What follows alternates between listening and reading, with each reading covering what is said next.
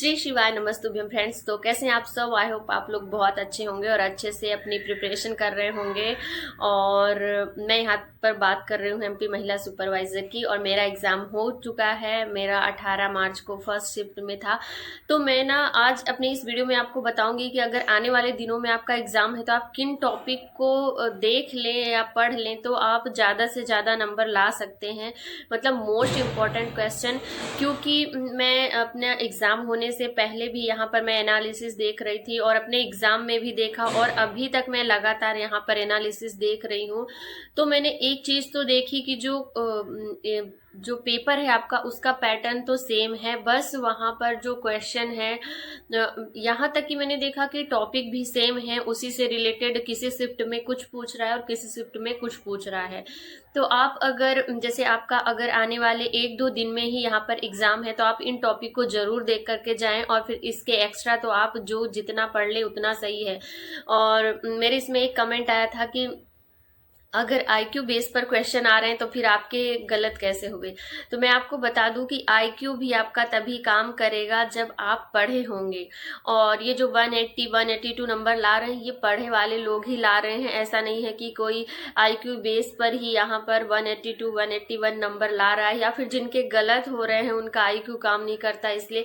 क्योंकि अगर कोई टॉपिक है, जब जैसे मान लीजिए मनरेगा है, जब आप उसके बारे में जानेंगे कि उसके क्या उद्देश्य है, उसके तहत क्या क्या यहाँ पर अभ्यर्थी को लाभ दिए जाते हैं क्या है, तब तो आप उससे संबंधित वहां पर क्वेश्चन अगर आएंगे तो आप वहां पर सॉल्व कर सकेंगे। ऐसा तो है नहीं कि आप कुछ जानते नहीं कि है क्या मनरेगा और फिर अगर वहां पर क्वेश्चन आ जाए और आपका आईक्यू लेवल कितना भी ऊपर होगा तो भी आप वहां पर उसको नहीं सॉल्व कर पाएंगे। तो चलिए देर ना करते हुए आप लोगों को मैं जल्दी से इंपॉर्टेंट टॉपिक यहाँ पर दिखाती हूँ जो मैंने नोट करके रखे हैं। तो चलिए यहाँ पर हम पहले बात कर लेते हैं यहाँ पर मैथ्स की। तो आप देख सकते हैं कि मैथ्स में आप percentage, ratio, average, SI and CI, मतलब ये ऐसे इंपॉर्टेंट टॉपिक हैं कि अगर आने वाले दिनों में अभी आपका एग्जाम है तो इन टॉपिक को आप जरूर देख करके जाएं। और इनसे क्वेश्चन आ रहे हैं और ऐसे क्वेश्चन आएंगे कि ज़्यादा क्वेश्चन तो आ नहीं रहे। अगर मान लीजिए 4 से 5 क्वेश्चन आज आते हैं तो उनमें से दो तीन तो आपसे बिल्कुल ईजिली बन जाएंगे। ऐसे एक आध दो क्वेश्चन ही होंगे जो यहाँ पर आपसे गलत होंगे। तो ये टॉपिक बहुत इंपॉर्टेंट है, इनसे यहाँ पर क्वेश्चन आ रहे हैं। फिर कंप्यूटर में आप एमएस ऑफिस में जो होता है एक्सेल और वर्ड, इनसे ही क्वेश्चन यहाँ पर देखने को मिल रहे हैं।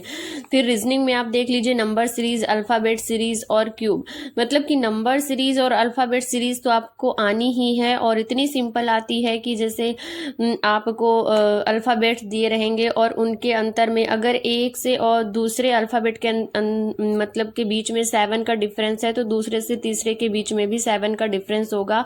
और बीच में एक अल्फाबेट मतलब एक जगह खाली कर देगा और वहां पर आपको लिखना होगा कि यहाँ पर कौन सा अल्फाबेट आएगा। इस तरह से आपको मिलेगा और ऐसे ही आपको नंबर सीरीज मिलने वाली है। बहुत ही सिंपल सी मिलती है, मतलब कि ये तो इम्पोर्टेंट है। और अभी तक मैंने जो देखा है, यहाँ तक कि मेरे भी एग्जाम में यहाँ पर एक अल्फ़ाबेट सीरीज थी और एक नंबर सीरीज थी। और तो मतलब ये ही आ रहे हैं रीजनिंग में। और फिर यहाँ पर और क्यूब से रिलेटेड भी यहाँ पर क्वेश्चन किसी शिफ्ट में देखे गए हैं, वैसे मेरे शिफ्ट में नहीं थे। और फिर आप यहाँ अधिनियम से देख सकते हैं कि यहाँ पर आपका जो है पॉस एक्ट, जो कार्यस्थल पर महिलाओं का लैंगिक उत्पीड़न होता है उससे संबंधित यहाँ पर जो अधिनियम है। और ये पॉक्सो एक्ट जो बच्चों का लैंगिक उत्पीड़न वाला, ये यहाँ पर है। दहेज प्रथा, बाल विवाह और शिक्षा का अधिकार अधिनियम। और मतलब कि ये जो ये मतलब ऐसे इंपॉर्टेंट एक्ट हैं जिनसे क्वेश्चन बन रहे हैं। किसी शिफ्ट में इससे बन जा रहा है तो किसी शिफ्ट में इससे बन जा रहा है और किसी में तो दहेज प्रथा से, बाल विवाह से और शिक्षा का अधिकार अधिनियम से भी यहाँ पर बन रहा है। तो आप इन अधिनियम को देख करके जरूर जाएं। फिर यहाँ पर न्यूट्रिशन में आप देख लीजिए टीकाकरण, गर्भावस्था के चरण, तो ये जो गर्भावस्था है ना, आपका ये जो टॉपिक है ये आपका न्यूट्रिशन भी कवर करता है और सीडीपी भी कवर करता है। न्यूट्रिशन में भी आपको ये टॉपिक मिल जाएगा और सीडीपी में भी मिल जाएगा। तो गर्भावस्था को तो आप जहाँ से जितना पाएं पूरा देख करके पूरा पढ़ करके जाएं, क्योंकि गर्भावस्था से यहाँ पर ज़्यादा क्वेश्चन पूछे जा रहे हैं। जैसे उसके चरण होते हैं प्रथम तिमाही, ये दूसरी तिमाही और तीसरी तिमाही, और फिर यहाँ तक कि कौन से वीक में बच्चे का कौन सा जो पार्ट है वो डेवलप होता है, कौन सा भाग विकसित होता है, क्या कब बनता है, ये सारी चीजें देख के जाएं। और इसके साथ ही जटिलताएं भी, गर्भावस्था में कौन सी जटिलताएं हो सकती हैं, कौन से टीके लगते हैं, और ये सारी चीजें। और यहाँ पर हार्मोन से रिलेटेड भी यहाँ पर क्वेश्चन आ रहे हैं। ज़्यादा तो नहीं आते हैं, बट एक या दो क्वेश्चन यहाँ पर हार्मोन से भी देखे जा रहे हैं। Zinc, vitamin, rickets, marasmus, kwashiorkor और कुपोषण। मतलब कि आप देखेंगे कि जिंक से रिलेटेड भी क्वेश्चन लगातार पूछे जा रहे हैं, विटामिन डी से भी पूछे जा रहे हैं और इनसे भी पूछे जा रहे हैं। ऐसा नहीं है कि जैसे जो क्वेश्चन पूछा जा चुका है वही पूछा जा रहा, मतलब कि क्वाशियोरकर से रिलेटेड जितने पॉइंट हैं उनमें से कोई पॉइंट किसी शिफ्ट में पूछ लिए रहा, किसी दिन किसी में पूछ ले रहा। ऐसे विटामिन डी से रिलेटेड, ऐसे ही जिंक से रिलेटेड। तो मीन्स ये ऐसे इंपॉर्टेंट क्वेश्चन हैं, इंपॉर्टेंट टॉपिक हैं जिनसे रिलेटेड यहाँ पर क्वेश्चन लगातार देखे जा रहे हैं। तो आप इनको भी देख करके जरूर जाएं। फिर यहाँ पर हम बात कर लेते हैं सीडीपी की। तो इसमें भी गर्भावस्था, आप गर्भावस्था कंप्लीट कर लेंगे तो आपका न्यूट्रिशन में भी काम करेगा और सीडीपी में भी काम करेगा। और मैं बता दूं कि इसका वेटेज बहुत है, गर्भावस्था का वेटेज यहाँ पर बहुत है। मेरे एग्जाम में भी बहुत सारे आए थे। और गर्भावस्था से रिलेटेड आपको जो यहाँ तक कि आपका जो जनरल नॉलेज वाला पार्ट है वहाँ पर भी आपको गर्भावस्था से रिलेटेड क्वेश्चन मिल जाएंगे देखने के लिए।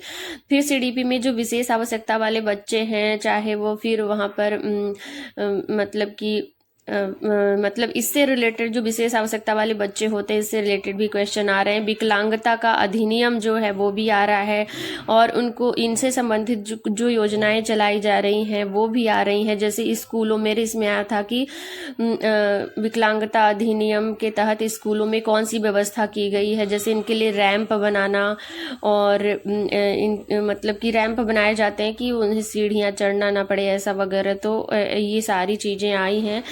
और प्राथमिक शिक्षा से रिलेटेड यहाँ पर, और यहाँ पियाजे का संज्ञानात्मक विकास भी मेरे इसमें आया था। तो आप एक बार पियाजे का सिद्धांत भी देख लें, इससे रिलेटेड भी आपसे पूछ सकता है। फिर इसी के अंतर्गत जो योजनाएं हैं, आपकी योजनाएं कौन कौन सी देखनी है। तो यहाँ पर जो आदिवासियों से रिलेटेड यहाँ पर योजनाएं होती हैं वो देख लें आप, और महिलाओं एवं बच्चों से संबंधित योजनाएं देख लें। और मैं बता दूं कि मेरे इसमें ना ऐसी योजनाएं आई थी कि जो मैंने नहीं पढ़ा था, क्योंकि मैंने वही योजनाएं पढ़ा था जो मैंने जो कोर्स परचेस किया था उसमें जो योजनाएं पढ़ाई गई थी, मैंने सिर्फ वही योजनाएं पढ़ी थी। और उसमें ऐसी योजनाएं आई थी जो मैंने नहीं पढ़ा था। तो और योजनाओं के आपसे डेट और ईयर नहीं पूछ रहा है, उद्देश्य पूछ रहा है, और उसके तहत क्या क्या लाभ दिए जाते हैं, और मतलब कि उसका जो डिटेल है ना वो पूछ रहा है आपसे। ये नहीं पूछेगा कि ये कब से लागू हुआ, और मतलब कि कब से स्टार्ट की गई ये योजना, ऐसा नहीं पूछेगा। ये पूछेगा कि इसमें कौन कौन से लाभ दिए जाते हैं, इसके अभ्यर्थी कौन है, कौन इसका मतलब कौन इसके लाभ ले सकता है इस योजना के, ये सारी चीज़ें। तो आपको उद्देश्य उसके पढ़ के जाने हैं और सारे पॉइंट यहाँ पर पढ़ के जाने हैं। फिर यहाँ पर हम मैनेजमेंट में देख लेते हैं।